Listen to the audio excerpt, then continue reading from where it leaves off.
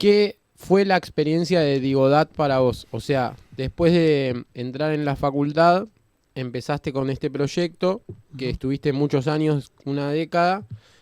¿Qué fue? O sea, alguna poca gente sabemos lo que es, pero quizás mucha gente no sabe lo que hicieron. Es decir, eh, cómo fue esta llegada de ustedes a ser, por ejemplo, socios de Google en cuestiones de análisis de datos, en tener como trabajo con grandes empresas de telecomunicaciones, fintech, retail, Ujú. etcétera. Bueno, en realidad, a ver, la génesis de Digodat como proyecto arranca quizás por separado. En mi caso, yo empecé a interesarme mucho en los datos justamente cuando estaba en la facultad. Capaz era algo que antes no lo tenía tan presente, pero me acuerdo en 2000, cuando estaba promediando la carrera, más o menos en 2012, justo estaba lanzándose Coursera, que fue una de las primeras plataformas en ofrecer estos cursos, digamos, que se traían de universidades o de otras instituciones académicas que tocaban miles de temas, de temas más científicos o temas más humanísticos. Pero bueno, un poco empezó como con la ola de estas plataformas de cursos y aprendizaje por la cuenta de uno mismo y demás, que recién arrancaba, y uno de los pocos cursos que tenía era uno de Machine Learning, que sería aprendizaje automático dentro de la rama de lo que es inteligencia artificial, que a mí en ese momento me abrió bastante la cabeza en lo que se estaba haciendo con los datos, en los modelos matemáticos y demás que se estaban desarrollando para resolver tareas de análisis, de predicción, de encontrar patrones en la información y demás.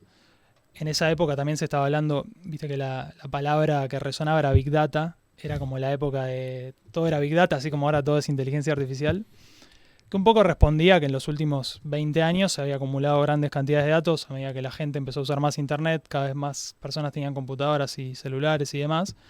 Entonces, bueno, la industria y el mundo se vio con grandes masas de datos y la pregunta era, bueno, ¿qué se hace con esto?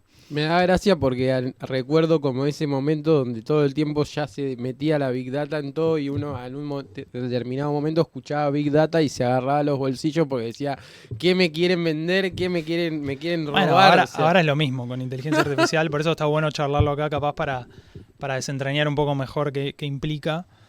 Pero bueno, eso empezó como a suscitar cierto interés de mi parte por los datos.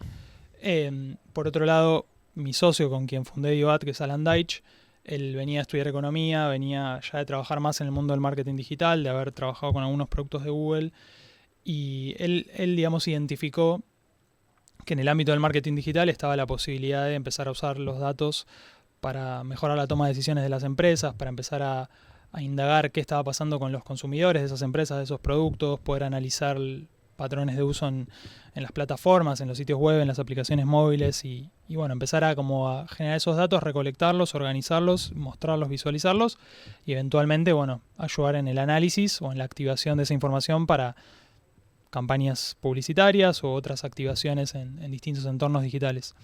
Entonces, un poco él me acerca como esta idea. A mí me pareció súper interesante porque macheaba perfecto con mi interés por los datos. Y así fue que en 2015, yo en ese momento tenía 24 años y estaba más o menos así, por la mitad de la facultad, arrancamos Digodat. Con la idea de enfocarnos en eso, en ayudar a empresas a trabajar con sus datos. Y estaba enfocado en el marketing digital. Si bien después hicimos algunas cosas y digamos, el interés también era poder trabajar con datos de otro tipo, principalmente tenía que ver con eso. Vos antes mencionabas el tema de Google. Bueno, eso fue porque básicamente nosotros nos apalancamos mucho en utilizar Google Analytics como herramienta, digamos, de recolección, medición y análisis de los datos en los sitios web y aplicaciones móviles. Y era algo que las agencias de publicidad más establecidas en ese momento, que venían siendo muy buenas en todo lo que tenía que ver con las actividades de marketing digital, de correr campañas y demás, capaz flaqueaban un poco en la parte de datos desde el punto de vista técnico para la implementación y después desde el punto de vista también de análisis o visualización.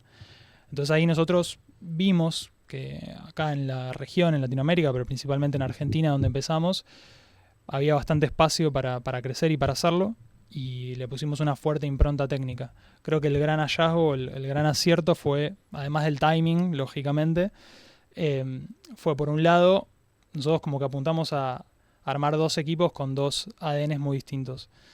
Uno que estaba más a cargo mío era el equipo más técnico. Yo reclutaba en ese momento gente de la facultad, capaz que era estudiante a la que yo le daba clase. Y bueno, también por estar ahí más conectado con estudiantes y demás, empezamos a contratar mucha gente que venía del ámbito de ingenierías o computación, que le pudiera poner como una impronta más formal desde lo técnico a lo que hacíamos. Y después, a través de Alan y sus conexiones, digamos, en económicas, también la idea fue traer economistas, gente que estudiara economía, que tuviera muy buenas habilidades justamente para analizar datos. Y además, Alan en ese momento militaba mucho en la facultad también, entonces nos rodeamos de mucha gente que militaba, que ya tenía muchas habilidades interpersonales a la hora de negociar, de charlar con clientes, ¿no? Como que por ahí era gente muy joven, pero que se desempeñaba súper bien a la hora, ¿viste?, de tener reuniones, presentar, interactuar y demás. Entonces creo que esa combinación de todas esas habilidades logramos armar un equipo súper sólido y por suerte eso fue dando sus frutos. Y bueno, así arrancó ese camino en 2015, que te diría que explotó capaz en 2017. Ahí va. Qué virtuosa combinación y también, en definitiva, cuánta pregnancia terminó teniendo eso, porque, o sea, vos decís arrancaron en Argentina, pero después, por lo que yo recuerdo, del tipo, o sea, hay como diferentes partners de Google para diferentes áreas, no sé, ahora me imagino como Data Studio o DB360, etcétera. Y bueno, como dentro de la de analítica, ustedes eran los principales de la TAM, digamos. Sí, a ver, el modelo de negocios de Google en ese sentido, ellos en general desarrollan tecnología y productos, pero no se meten en la implementación o en el soporte hacia todos los clientes que lo utilizan. En general por ahí le dan soporte a una línea muy selecta de marcas capaz que invierten mucho dinero, pero después en general tratan de fomentar un ecosistema de partners, o sea, de compañías que se especializan en algunos de esos productos y le dan servicios a los clientes. Y bueno, después se trabaja en conjunto, la empresa y Google, para poder dar esos servicios a esos clientes. Entonces sí, nosotros, esto que te decía, que también hubo un tema de timing y de ver una oportunidad, en la región capaz no había tantos partners demasiado encumbrados en estas tecnologías que nosotros empezamos a usar. Y bueno, eso fue un poco un campo bastante fértil para nosotros para crecer en principio de la mano de Google. Después obviamente nos fuimos expandiendo capaz a otros productos y a otras tecnologías, pero bueno, sí, ahí hubo una especie de aceleradora bastante importante que después nos ayudó también a desembarcar en otros países. Arrancamos primero en 2018 yendo a México, después en 2019 abriendo Colombia, después abriendo Perú, Chile también. ¿Y cuál es tu visión de haber hecho esta expansión? O sea, ¿qué sentiste al abrir estas nuevas líneas de trabajo en países de Latinoamérica, sobre el aporte que podían hacer, sobre la competencia que podía hacer, sobre la colaboración que podía haber?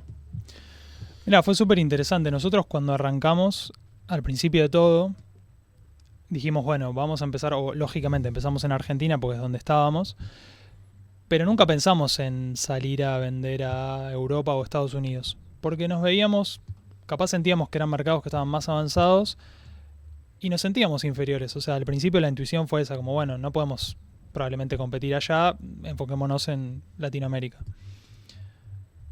Después de salir de Argentina, esos otros países que te decía, empezamos a ver que en la región también nos iba relativamente bien, igual que en Argentina. Obviamente hay idiosincrasias que cambian, de culturales y de manera de hacer negocios y de trabajar, pero dejando eso de lado, que cada país tiene sus particularidades, después cuando había que resolver las cuestiones técnicas era bastante parecido, ¿no?, todo lo que había por hacer.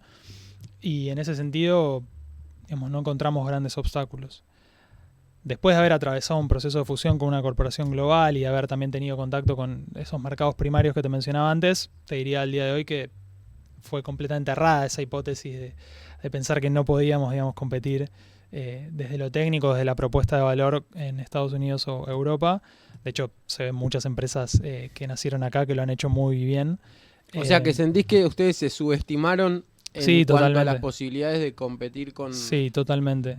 Uno tiende a creer que capaz en los mercados primarios, porque es donde en general empiezan y se originan todas las cuestiones tecnológicas, que uno acá está más atrasado y no es así necesariamente. Y además el talento argentino es espectacular. Y en gran parte se debe a la educación pública, como bien decías al principio, con lo cual creo que si alguien está escuchando y se encuentra en una situación parecida, diría que no le tengan miedo a eso, porque no es tan Vayan así a como colonizar el primer mundo.